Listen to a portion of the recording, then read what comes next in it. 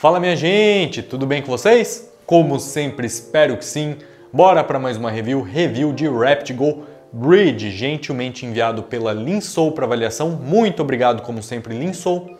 E a RaptGo é uma marca que eu tô de olho já faz algum tempo, cara. Eu tinha ouvido primeiramente o Leaf, um fone bem diferente, com uma construção bem diferente, mas não achei o som nada demais e tinha bastante vontade de ouvir o RaptGo Rookie X para ver como ele se compara principalmente ao Tangsu Zetian, o Heyday. Fato é que apareceu o Bridge no mercado, eu vi a configuração dele e fiquei bem intrigado na verdade, porque as specs dele realmente são algo fora do padrão do mercado.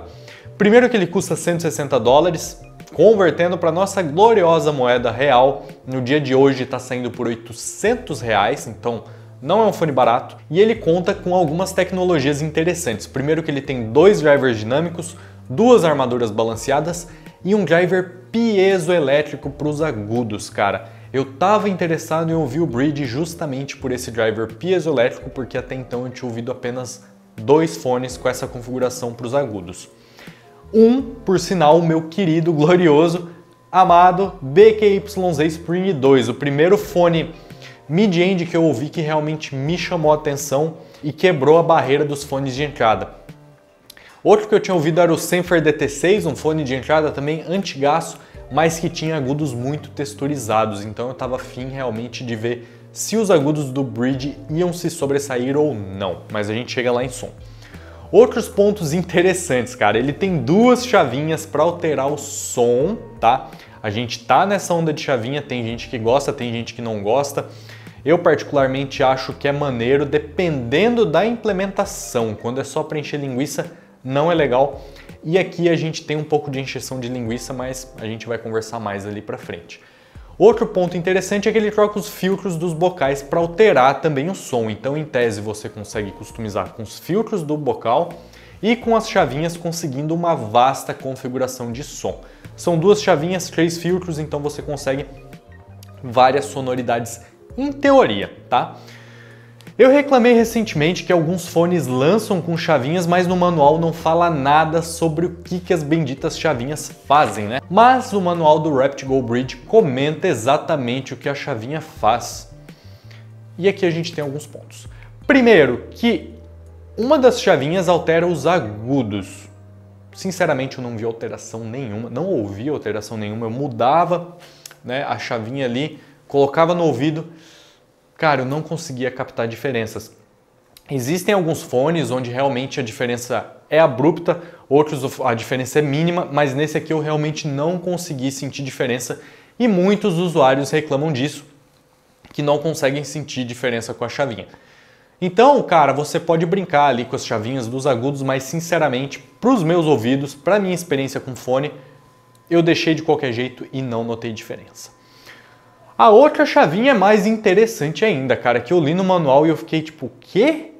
É uma chave de ganho. Você pode setar o fone em low gain ou high gain.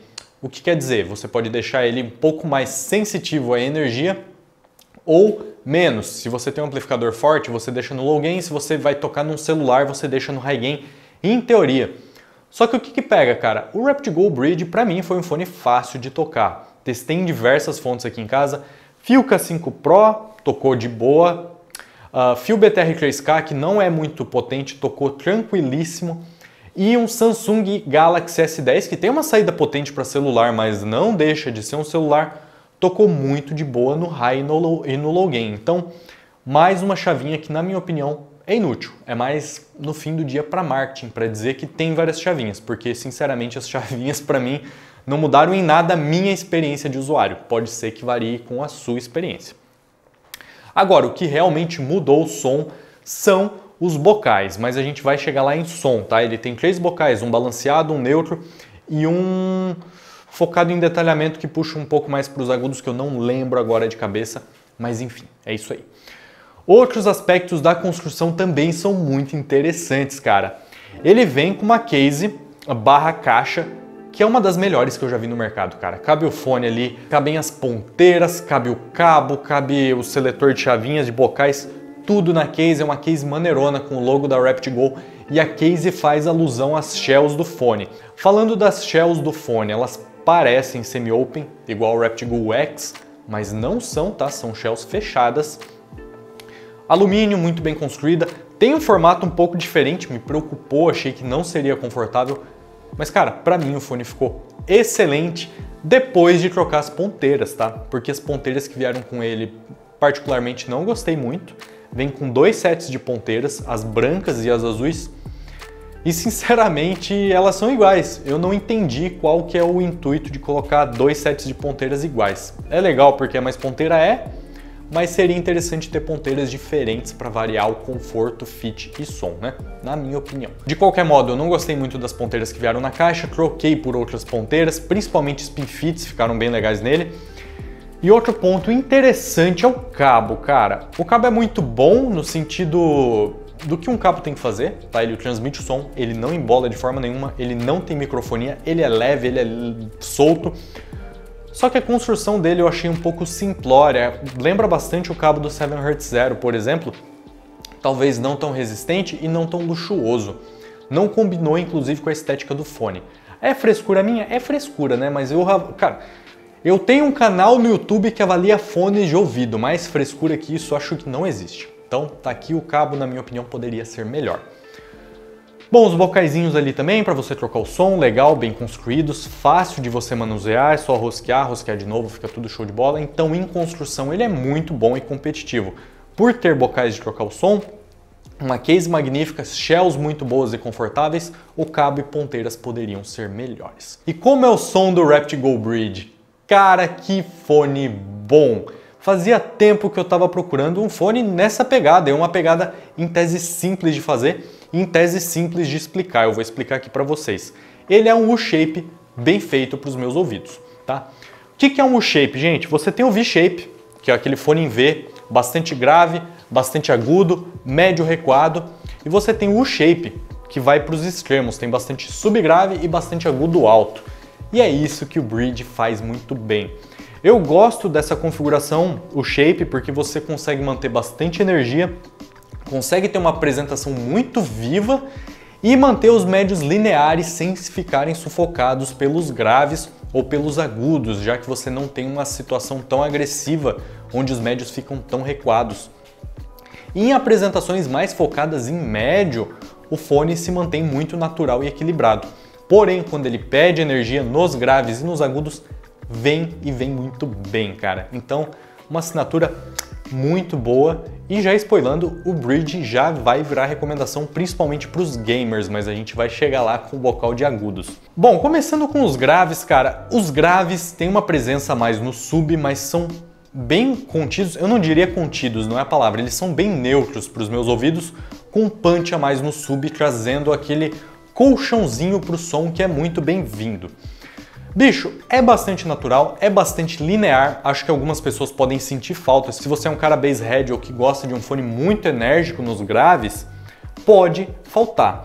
Mas quando a música pede, esse é o ponto do shape bem feito, quando a música pede ele vem e preenche muito bem, tem uma sensação de preenchimento muito boa e são graves muito orgânicos. Velocidade de detalhamento, articulação, textura são atributos que esses graves têm muito bem. Primeiro por não ter uma quantidade muito grande de médio grave, ele consegue manter um controle muito bom. E também pelo fone ter tecnicalidades altas nesse quesito. Então é um fone que para power metal, heavy metal, para gêneros mais complexos e rápidos, consegue resolver muito bem passagens mais complexas. Outro ponto que são graves bem orgânicos, como eu disse, são bem neutros, mas com aquele fundo, aquele preenchimento, aquele grave profundo, essa é a palavra. Por exemplo, na gravação The Return of Peruve, bicho, o grave vem com um preenchimento muito grande, é muito orgânico, lembra muito grave de caixas de som, aquele grave que preenche o ambiente, que é muito natural. Então, os graves estão de parabéns. Minha única ressalva é, quem gosta de muito grave, principalmente médio grave, muita porrada, muito impacto, talvez não goste tanto do Bridge nesse quesito. Partindo para os médios, cara, são médios excelentes, tá? O detalhamento é alto, o timbre é muito coerente e são muito naturais. São um pouquinho recuados, tá? Porque o fone conta com um pouco a mais de subgrave, conta com mais agudos, então os médios recuam um pouco. E ele tem o pinagain um pouquinho recuado. Então as vozes, ao invés de estarem aqui o tempo todo, como em fones geralmente Harman, elas dão um passo para trás, ficam mais calmas e o fone ganha uma sensação de respiro e espacialidade maior. São médios que eu gosto muito e que compõem muito bem os agudos, que são focados nos agudos barra agudos altos. Então ele tem uma sensação de arejamento e detalhamento muito alta. Cara, quando você alia esses médios um pouco mais recuados, esse pinagain, esses vocais um pouco mais recuados, uma sensação de respiro maior, com um fone que tem bastante arejamento, você ganha um detalhamento bem alto e um palco bem expansivo. E é isso que o Bridge faz de melhor, na minha opinião. Ele conta com driver piezoelétrico para os agudos e realmente, cara, todos os fones até agora, que são apenas 2, agora 3 com o Bridge, que usaram drivers piezoelétricos para os agudos, mandaram muito bem. Um quesito que eles fazem muito bem, o Spring 2 fazia muito bem isso, chamava a minha atenção, é a expansão lateral do palco, cara. Não são palcos tão profundos ou altos, porque são fones baratos também que eu tô falando aqui. Baratos entre aspas, mas não são fones ainda high-end. Mas lateralmente, cara, eles conseguem se equiparar com fones bem mais caros. Você tem uma sensação de que para a esquerda e para a direita o som vai muito além do normal. A sensação que fica é que o palco sonoro é aquela esfera comum e nos agudos fica mais ampla. Então quando você tem músicas com muitos agudos, muitos acordes, muito ar, cara, música clássica fica sensacional, o OST, ele realmente expande bastante nesses agudos. E eu quis testar o seguinte, cara, como os agudos são muito bons, o palco é muito bom, a imagem é muito boa, o detalhamento é muito bom, a gente tem um ótimo fone para jogos, né? Ótimo fone para jogos, ótimo fone para metal extremo, para você analisar exatamente o que está acontecendo, ótimo fone para música clássica. E eu estava usando ele para jogar Uncharted 4, que tem uma gravação muito boa, cara, você consegue ter a direção dos sons muito bem feito, o detalhamento do jogo é muito alto. A Sony mandou muito bem na parte de áudio do jogo. E eu pensei o seguinte, cara, agora é a hora de meter o bocal de agudo aqui e ver o pau torar. Vai acontecer das duas uma.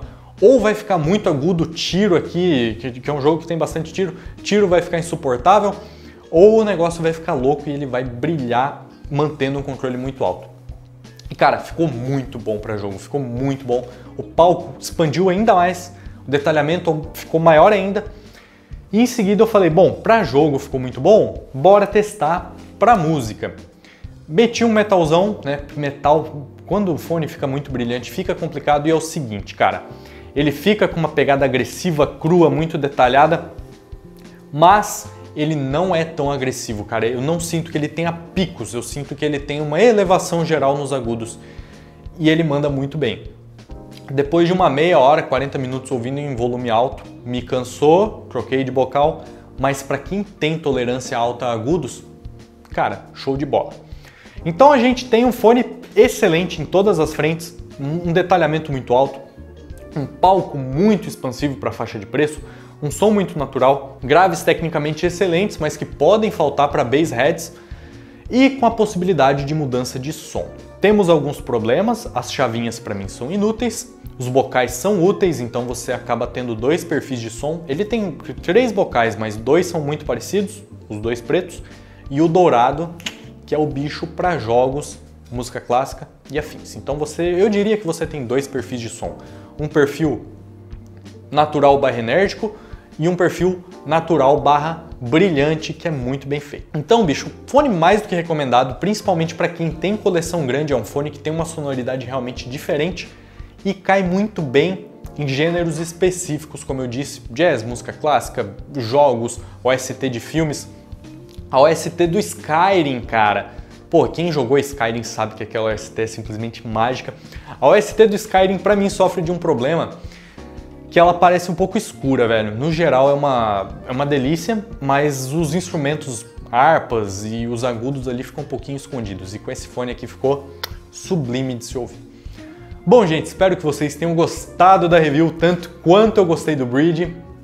Se gostaram, curtam, comentem, compartilhem e eu vejo vocês no próximo vídeo. Fui!